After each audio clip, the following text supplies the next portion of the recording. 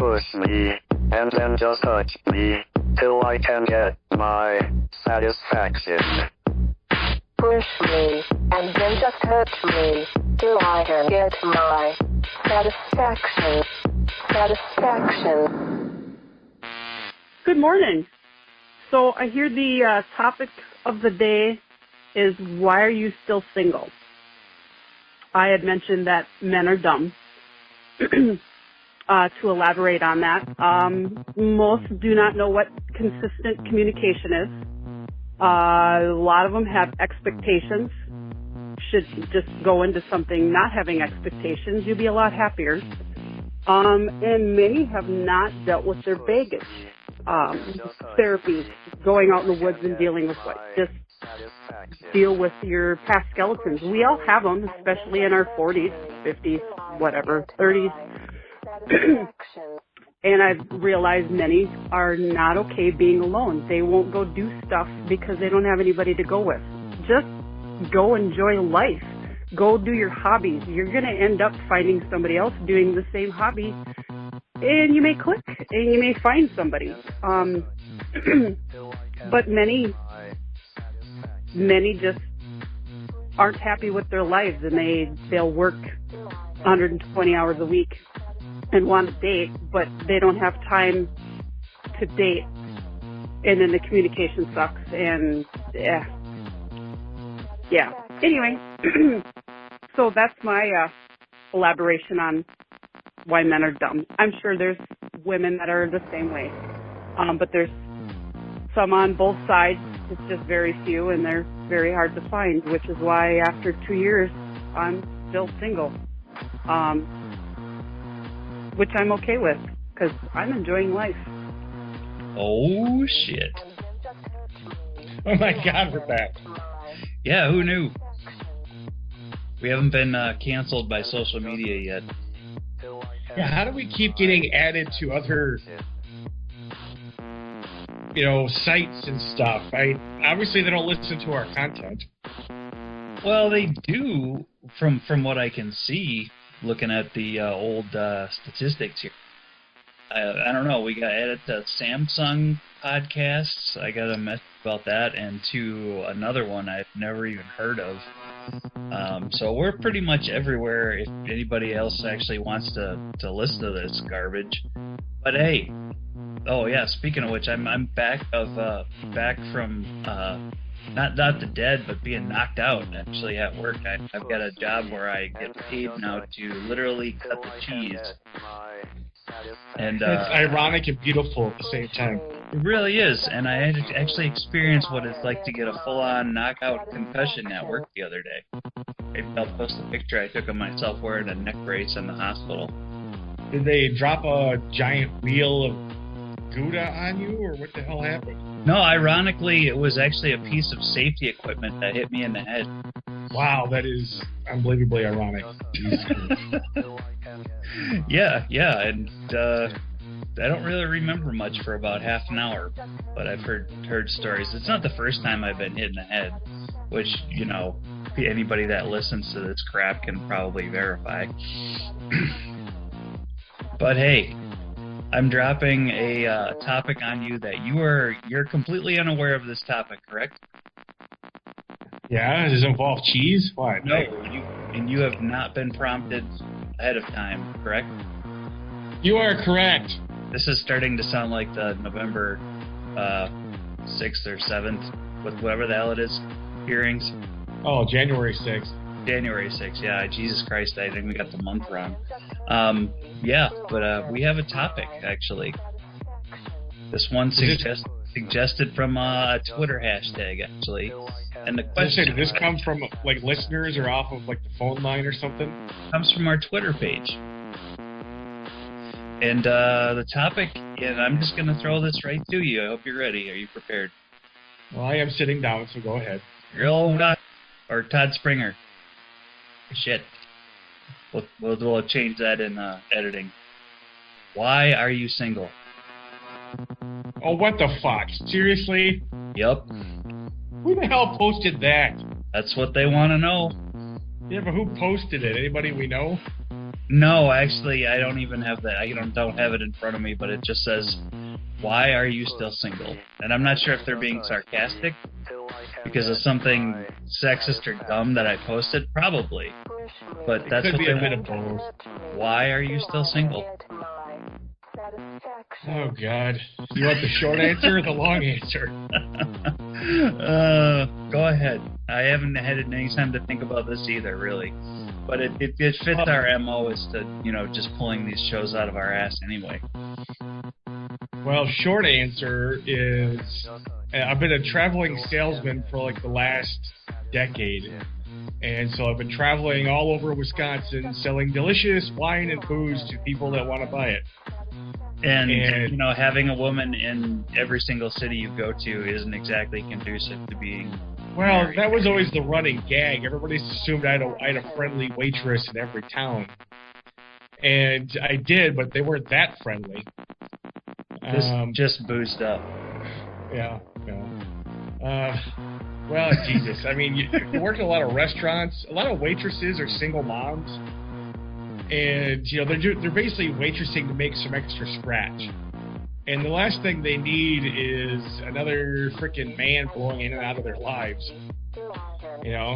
So, but on the other hand, waitresses aside, I'm never home. When I spend when you do sales, it's kind of like theater. And if you're not tired at the end of a show, you didn't put on much of a fucking show.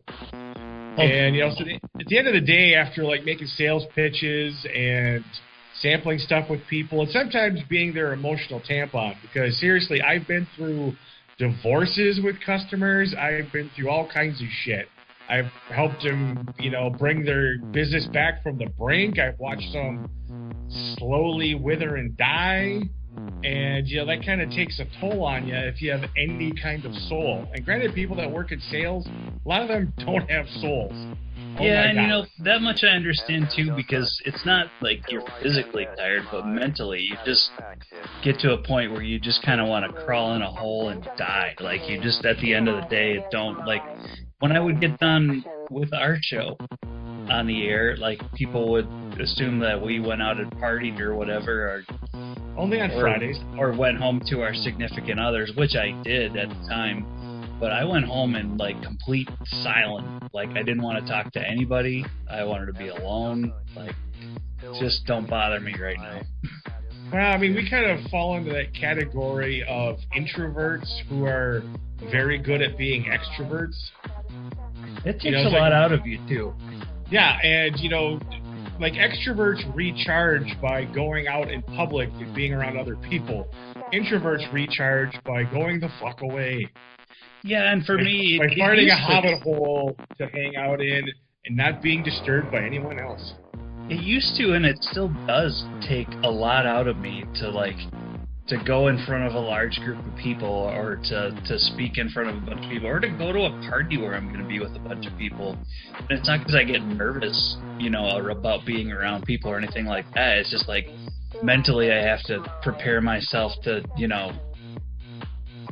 in some situations not tell an absolutely filthy joke, or just to be a fully functioning human being. And when I'm alone, I don't have to be. Well, that's just it. I get invited to stuff all the time, and if I go, I just want to relax and enjoy myself. But people always expect me to be on. They've seen me do wine events, they've seen me do tasting events, and you got to bring your A game, and you got to be a big personality, because in this job they want entertainment. They don't actually want knowledge. Nobody wants to know about how malolactic fermentation works.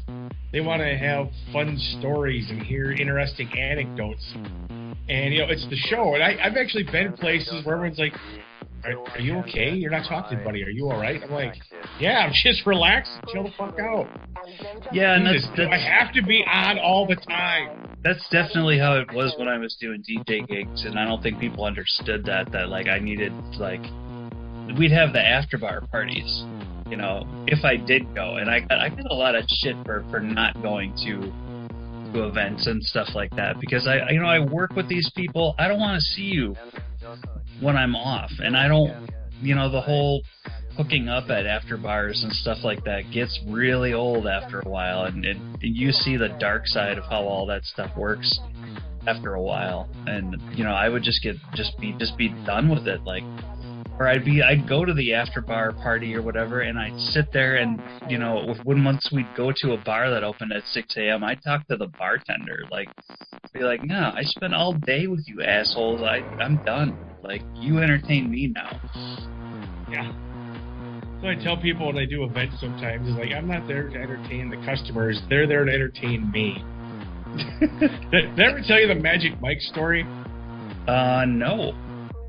So I was doing a big wine tasting event up in Eau Claire, and you walk around, you sample all these wines. It goes on for about 5-6 hours. So if people show up early and stay the whole time, they're fucking hammered. And I had these two middle-aged ladies convinced that I used to be like a Magic Mike, exotic dancer, but I blew my knee out, had to get out of the biz. And so I got into the wine industry, and they were totally eating it up. And you just completely let yourself go. I traded in my... What's that? I said, and you just completely let yourself go. Well, that was just it. I'm like, after my knee went, I kind of let myself go. My 6-pack abs turned into a quarter barrel. Of course, these days it's more of a half barrel. And they're like, oh, you can get back into it. You can do it. I'm like, no. I promised my mother I would give up that lifestyle. Like, they were totally fishing for a home show, And I'm like, oh, my God. And I still laugh about that. I still tell that story. But, I mean, I still get that from people sometimes where they don't give a shit about the wine. I remember one time this guy next to me, same event, different year. We started early, the crowd was light, and the guy next to me was showing all these fancy Italian wines, and this woman talked his ear off for 20 minutes straight about her cat. Because there was no other customers to come in to kind of interrupt or kind of throw blockage, and I was right next to him, but I didn't make any eye contact, so I didn't want her to come to me next. And years later, I actually ended up working with that guy, and we became good friends, and I told him that story. He's like, you son of a bitch. I'm like, dude, it was you or me, and I'm sorry, but it had to be you at that time. So your stripping career is done. We're going to go ahead and announce that now, that you're not available for parties. What about the gigolo career? Is that done too? Well, when I do when I drive around in the go-kart with, like, my goofy outfit for the parades and stuff, I got that long rubber Pinocchio nose. If I see a bunch of women, they're all like, you can tell they all got red Solo cups. They're all drinking. I'll buzz up to them in the go-kart, and I'll stop. I was like, hey, I'm available for bachelorette parties, too, and I drive off. And they laugh and hoot and holler, and oh, my God. Do you make any jokes about the big clown shoes? You usually hear that, but usually it's the nose that really gets their attention. I mean, the whole thing is just so Freudian. Who knew the Shriners could be so sexy? In a weird way. In a very, very fetishized way. And I was thinking about this too, and it's, as far as the why am I still single thing, there's obvious reasons that I'm not going to get into why I'm definitely single right now, but I mean, the others are, like, I kind of just... When was the last time have you ever flipped through one of the dating apps before? Oh yeah, years ago I used Match.com to no real good purpose, and a lot of human wreckage on those dating apps, especially in our age bracket. That's exactly what I see. Actually, it's like the... And I'm not thumbing my nose at them. Granted, I got plenty of stars and wreckage to go with my own, but I'm like, Jesus, I don't see any basis for a startup of a good relationship here. That isn't going to involve me getting stabbed in my sleep? Stabbed or some other major trauma. And that's the last thing I need in my life is fucking drama. Like with my job, when my phone rings and it's a customer, it's never a good phone call. They're never calling us like, hey, whatever you sent was great. You're so awesome. No, it's like, I got a problem. You fix it. I'm like, fuck. I think that's the only reason anybody actually physically calls anybody anymore, is because it's some kind of an emergency. Otherwise, it's all text. Yeah, and even the texts are usually bad news. Nobody ever calls them good news. It's always bad news. And you've seen some of the gals I've dated before, and there was one tremendous drama queen in there. For reference, go back to Buckets of Piss. And yeah. Listen for that episode. God. You'll find it under if you just Google Buckets of Piss. You'll find it. Yeah, that was 6 months of nonstop drama, mostly manufactured by her because she had nothing better to do. I didn't know it was that long. Yeah, it was 6 months. It kind of started out quiet, slow, and then it kind of, got out there. Then we started hanging out with like work friends. It just, stuff always blows up when you introduce somebody into your social circle or your family circle. Did I ever tell you that story about her and my dad? No, but I think you probably should. Yeah. So anyways, my dad, especially in his drinking days, my dad was a complete bastard. And, from an outsider looking in, he was a clever motherfucker. I mean, he could just zing you. He could just... It's like somebody throwing darts blindfolded across the room and hitting the bullseye. I mean, he was just that good with, like, zingers and shit. Anyway, so I decided, we're having a little dinner at my parents' house, so I bring her with. Did not tell my family she was coming. And I'm like, I gotta warn you about my dad. Because he's prone to just throwing shit out there, because he likes to, prod people and see what they do, because that's what amused him. Mistake number one. Yeah. So anyway, she knew that something was coming. So we're having drinks, or we're having dinner, and Dad's been pounding fucking brandy Manhattans all afternoon. And he gets this evil look in his eye while we're eating, so I know something's coming. And my dad took tremendous pleasure in publicly humiliating me, and that's another whole episode. But anyways, so he's like, yeah, when Toddy was little, he used to get hurt all the time, which is also true. And, he'd stick his, he stuck his finger in a light socket once when he was little. He's always sticking his fingers in things. Has he stuck his fingers in you yet? Oh, yeah, I remember this. Yeah. Yeah, and without a beat, she says, no, but I'll let you know when he does, to which my dad laughed his fucking ass off. And, of course, that was completely untrue. We were totally boning by then. But, it's just, he throws her one, and she knocks it back, and he fucking loved it. So. Which is a shame, because she was absolutely insane. Oh, God. So much drama there. See, yeah, actually, give me an idea for a good horror story someday if I ever make a movie.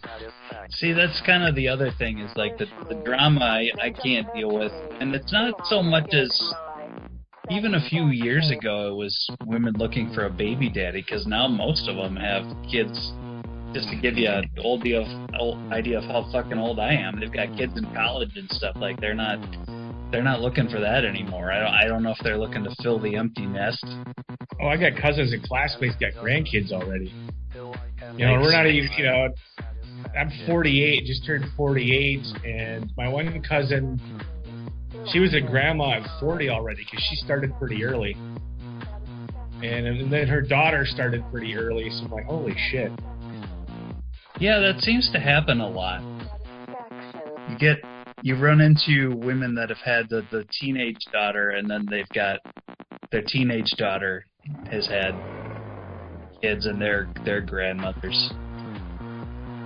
Well, my one buddy, Andy, like, he was born when his mom was, like, 18, but then his mom was born when her mom was 16.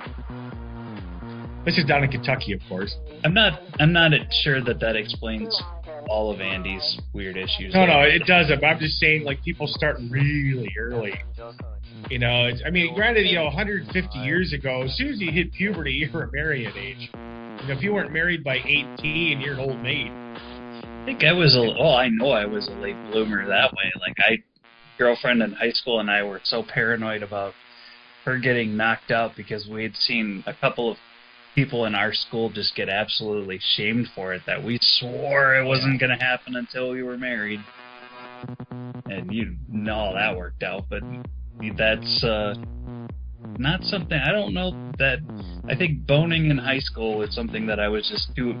I knew I was afraid of the whole getting knocked up thing, and then I think I was afraid from other like bad 80s and 90s movies of like being awful in the sack too, and then everybody in school finding out about it. Good old after school specials. Although I don't know of any chicks in high school that were that interested in me, that were, you know, promiscuous enough to know what was good or what was bad in the sack at the time. Well, you know, that's the thing I always kind of suggest to young women these days is like, you know, most of the time guys don't know. I mean, their education comes from porn, which is not a good place to start.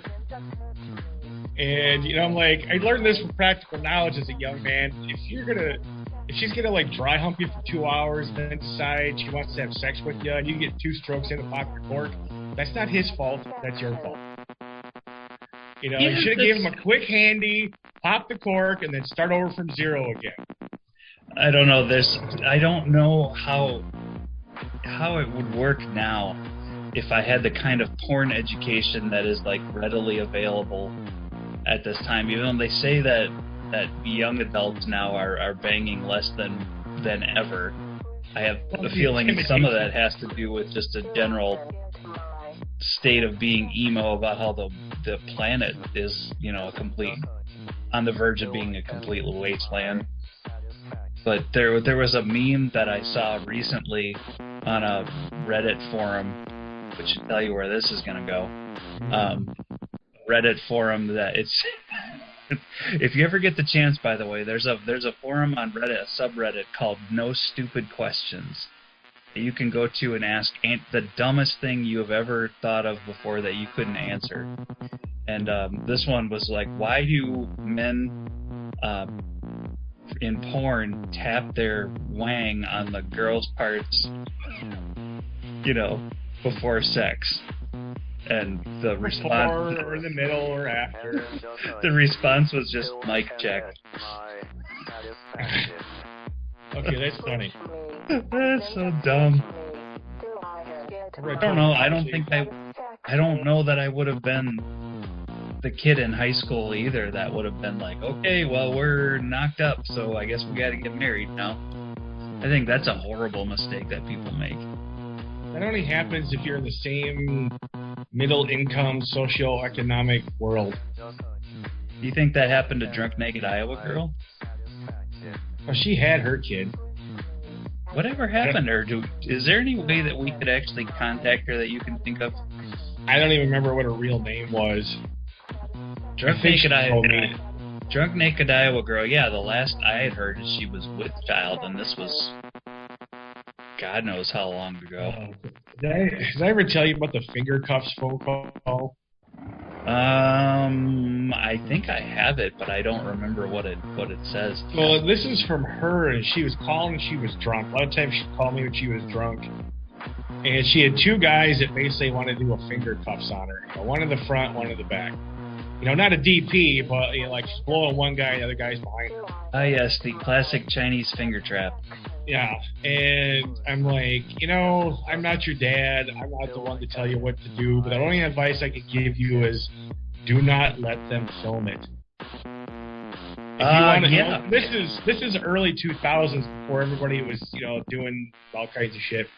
And I'm like, you know, you want to explore stuff. Granted, I think these 2 guys are just using you. But if you want to try it, see if you like it, that's fine. But do not let them film it. Because once that shit gets on the internet, it's always on the internet. You know, old strippers will tell you that you can walk away from stripping, you can't walk away from porn.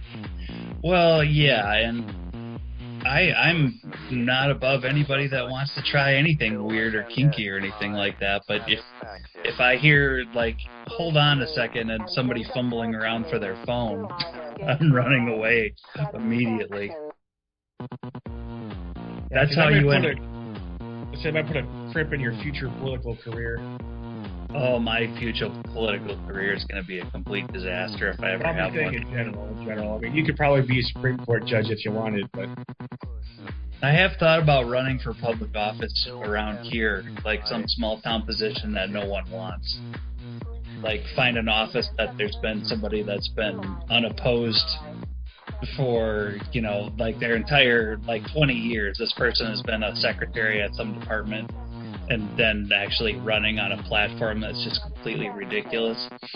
Actually, you know, some cities have the coroner is an elected job. And basically, all you have to do is show up and be like, yep, that motherfucker's dead. Here's the form. When I was in school, actually, at the tech, when in school for VisCom, word had gotten around that I was a decent photographer, and that was one of the. I got a call to do potentially like an internship as a photographer for the city coroner's department, and I said absolutely not, because A, I can't be around dead people, and B, I assumed that they needed an unpaid intern because somebody that had done it before had probably immediately quit. Yeah. When you think about all those cop shows, there's always somebody taking photos. Yeah, and I'm sure you see some funny stuff occasionally. My mind kind of goes to Basic Instinct after the first murder scene in the blacklight scene. Yeah. I'm assuming there's the occasional story of like some guy that died because he put something where it doesn't belong. And it got stuck there. Oh, I fell on it. Sure you did. Sure, you just happened to fall in the shower and that shampoo bottle ended up there. Okay. And everybody I know has a really slippery shower floor and keeps their shampoo bottles directly above their bits. Jesus. I don't know if that has anything to do with why I'm single, though. Yeah, so anyways, to make that long story short, I'm too fucking tired. And, you know, I don't know anybody that wants, like, a very, very, very part-time boyfriend. You know, I mean, even for booty calls. It's like, oh, hey, I need my back rubbed. I'm sorry, baby, I'm out of town again.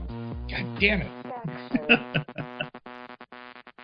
I don't know the last time that I got a booty call, actually, and I don't know, well, the only time I've ever had a booty call is when I was too stupid to end a relationship properly and just say that it's done, get away from me, leave me alone, don't ever call me again, like move, leave the country.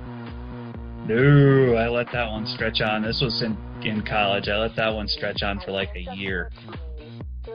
Well, college is full of bad decisions in general. Well, yeah, that's why anybody that I talk to now that's, you know, considering breaking off a relationship, I've got to let them know that, like, look, if you're going to do it, break that shit off clean.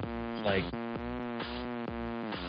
go nuclear if you have to. Like, I don't condone, you know, just saying, you know, that you hope this person would die in order to get rid of them. But if you have to, for your own sanity, this goes men, women, pets, anything. Like, get rid of them immediately.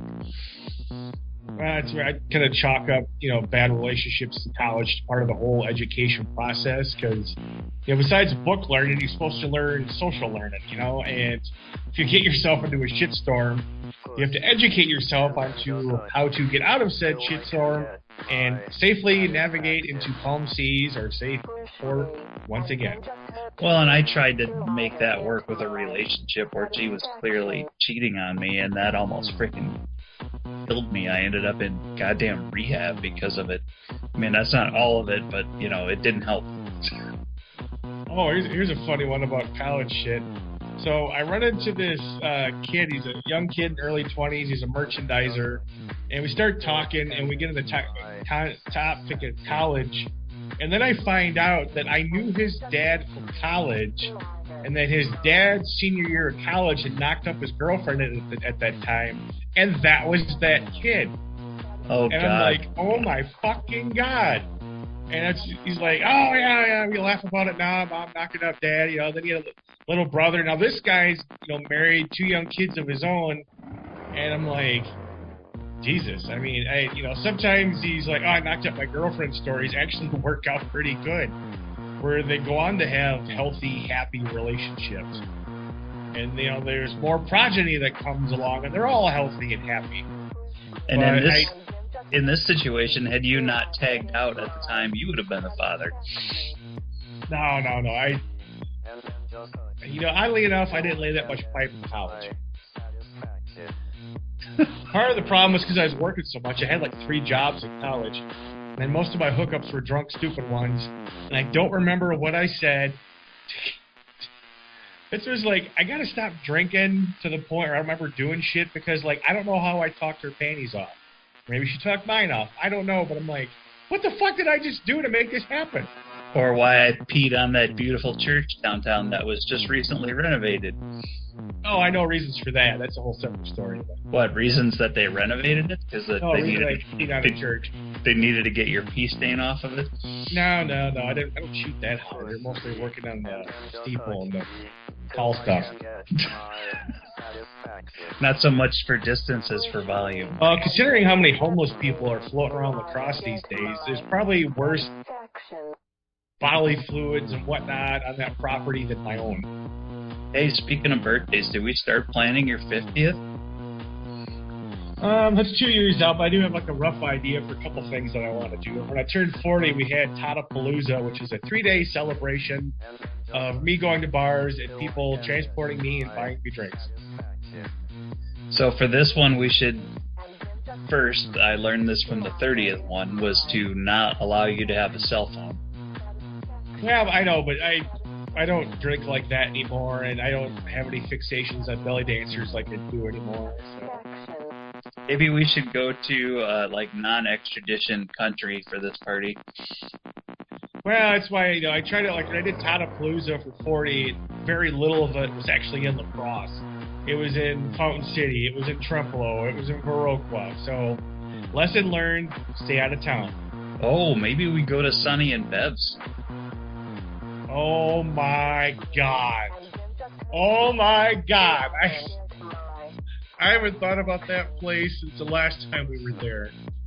Or what was the name of the name of the place where we did the car drawing and we met the stripper who had the really convenient name?